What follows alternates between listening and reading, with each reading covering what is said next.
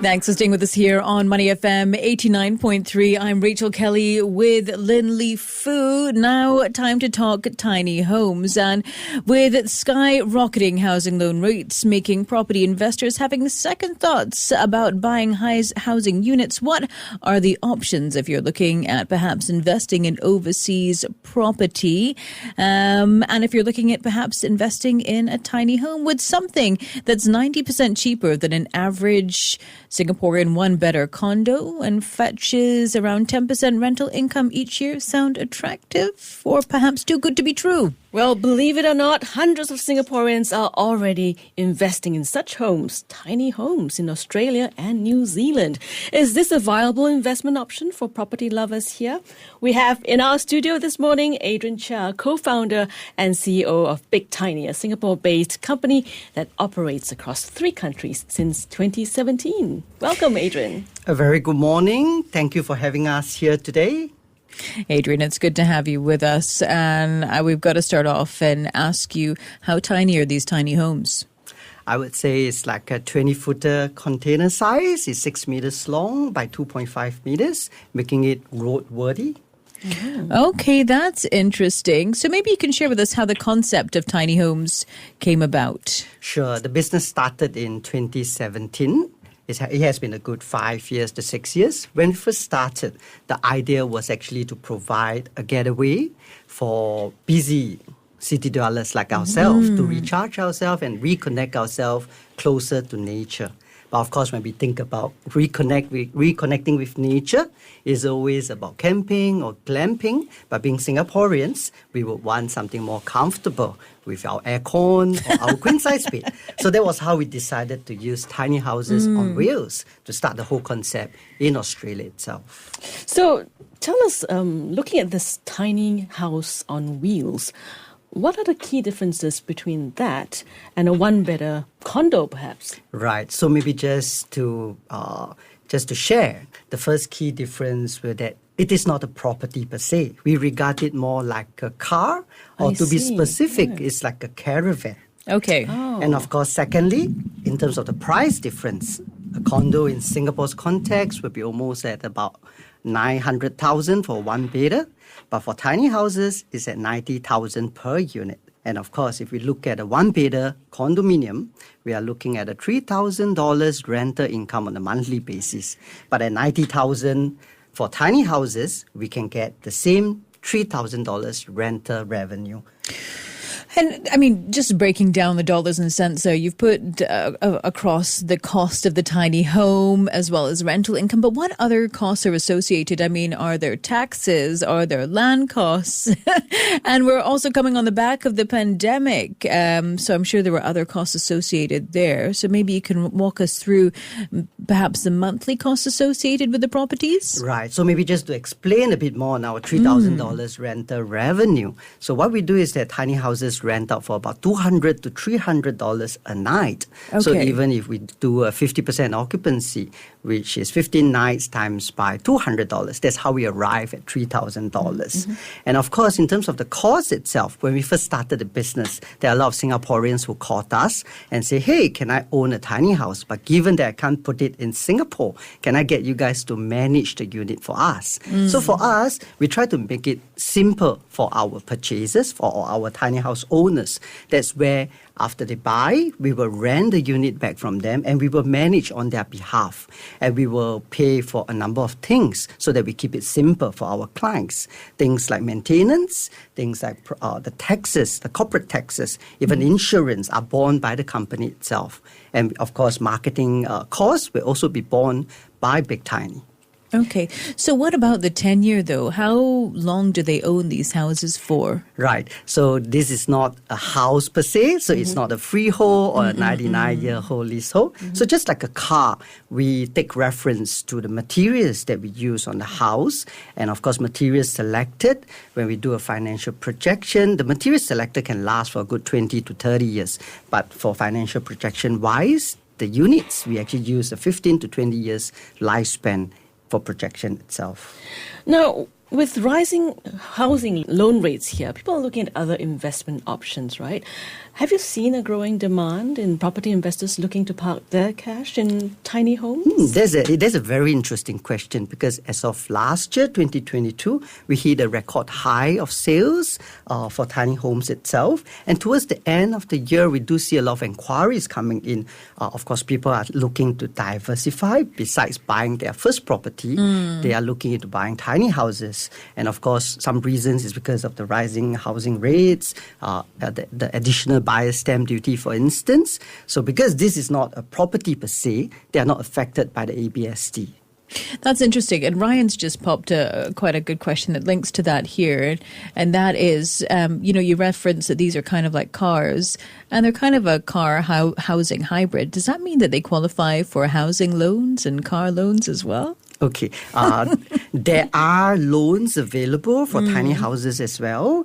But from what we are seeing, most of the Singaporeans are buying it in full, mainly because if they're buying a condo, they have to pay 20% cash of down payment wise. So just with the down payment, they can actually buy 2 units, for instance. How many of such tiny homes are there now, and how long does it take to build one? Okay, so at the moment we have almost or more than 200 units across Australia and New Zealand. We have our own production plant in Malaysia and in Singapore. What we do is actually we prefab our tiny houses, flat pack them like IKEA furniture, ship them into Australia, and we get our team to build them up. And interestingly, a house like this can be assembled by a team of 3 persons in just under 3 hours. Wow. My goodness. Like putting together a Lego set. Yes. Speaking of Lego sets, Adrian's brought in the studio with him some very tiny homes. Adrian, perhaps you can walk us through what you've got in front of you and tell us more about these models. Are these the typical tiny homes that we would see? I mean, obviously not Lego size, but is this the layout we would expect from your tiny homes? Right. So at the moment, we are having 2 designs in Singapore where we are selling it to Singaporeans. One design is actually right in front of me, and this is actually the loft, the unit with a loft design. Okay. So you can sleep 2 plus 2. It has a loft and a sofa bed at the bottom. The whole house is fully furnished, be it whether it's a bathroom, the living room, the bedroom. So everything comes turnkey. So that is something that we try to make it simple for our clients. Aircon? Yes, definitely. Very important for some. Yes. And the other one that you've got here to your left. Yes, the other unit is actually the same size, but it's just that it is lower in height. It's a single-story unit. We realized that a lot of youngsters actually love this unit as well, mainly because it has a lot of glass. It makes photo Instagrammable. So that's how it looks like, for instance. I see. So Adrian's just held up. It is almost an entirely transparent unit that's about the size of a container. How big is this unit? It's like a 20-footer container that you see on the road, for instance. Okay, that's interesting. Now, talking about on the road, property is always about location. Do people actually take these out on the road? Okay, we do have a lot of requests coming in, but compared to a caravan, which is meant for daily drive to pull around, this is much higher so that it provides comfort to our guests. So we encourage them not to tow it or pull it on a daily basis. But the beauty for this is that once we put it into a scenic location, in the event if there is a change of location where there's a better scenery, you can easily pull it to another location. So at the end of the day, this is a property that location does not matter anymore because it can change anytime. And speaking of the location, how does it work when you're in Australia, for example? You are renting the land to hold and host the properties on, or... Yeah, what's the structure so what happens is that we are building an ecosystem, bringing together our tiny house owners and our own or property owners in Australia. I see. So we do have people that owns farm stay, vineyards, horse riding centers, for instance. These are people that have vast property, and just by having a small plot of land with good scenery, they can put in a tiny house. So we do a profit share model with our property owners. Now, Adrian, you mentioned Australia and New Zealand. You had some plans prior to the pandemic, right, to expand into Bintan, Indonesia, and Malaysia. Has the pandemic affected those plans? Okay, the pandemic has affected the business positively. That's good news for us. Really? Okay, yes. that's So interesting. the main thing was actually because of the pandemic, people actually prefer to be closer to nature. They do not want to go to crowded places. So that's why tiny houses, which is close to nature, increase in terms of demand. If we compare it to pre-pandemic, our bookings actually jumped by more than double in terms of booking rates. And during fantastic. so during that period, we decided to focus more on the domestic market, and we opened up new markets. Besides Australia, now we are already in New Zealand. We also have units in Europe, Italy specifically, and we also have units in Taiwan. And of course, interestingly, back to Singapore. Singapore will also have a project coming up. We will share more details subsequently, and it will be in the Southern Island. Oh, okay. When can we expect that? Yes, you can More expect the news to be released sometime towards March or April. We're almost there, Adrian. Give us a preview. Definitely. So it's in the Southern Islands. Okay, we're trying, guys. Okay, I've got a quick question for you from an investment perspective. So we've spoken about the cost, we've spoken about rental yield, we've spoken about other loans and such. But from a liquidity perspective, say, for example, I want to exit on this investment, how do I sell my tiny home? Right. So we do have a few options. So clients or our owners can actually have the option to sell the unit back to us. So that allows us to build up our own portfolio of tiny houses over the years. And on top of that, just about 3 to 4 years back, we bought over a company, an Australian company, which actually deals with online portal, which allows our clients to lease and sell their tiny houses in the resale market.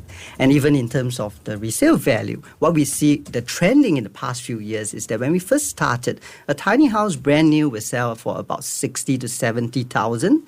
Today's context, fast forward 5 years, a fully furnished unit same size like ours will be selling between 100 to 120,000. Oh, that's double. Right. So, of course, it's because of the increase in demand, material price, etc. And, of course, that affected the resale value of tiny houses as well. I see. Adrian, do you have a favorite tiny home moment? Definitely. So every time when we visit Australia, we would definitely have to stay in a tiny house. And even for myself, when I brought my whole family over, it's a family of 5. And of course, we managed to stay in one tiny house. That's fun. That's fun.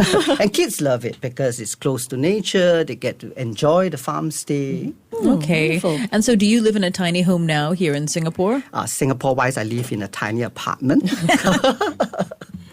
Okay. Well, Adrian, thank you so much for taking the time to speak with us today. It's been an absolute pleasure to have you in the studio to share all about your tiny homes. What do you think, Lynn?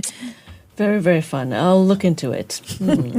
Thank you for having us here. Thank you. Thanks, Adrian. We've been speaking with Adrian Chia, co-founder and CEO of Big Tiny here on Money FM 89.3, talking all about tiny homes, investing in tiny homes, whether or not it's size that matters or location. You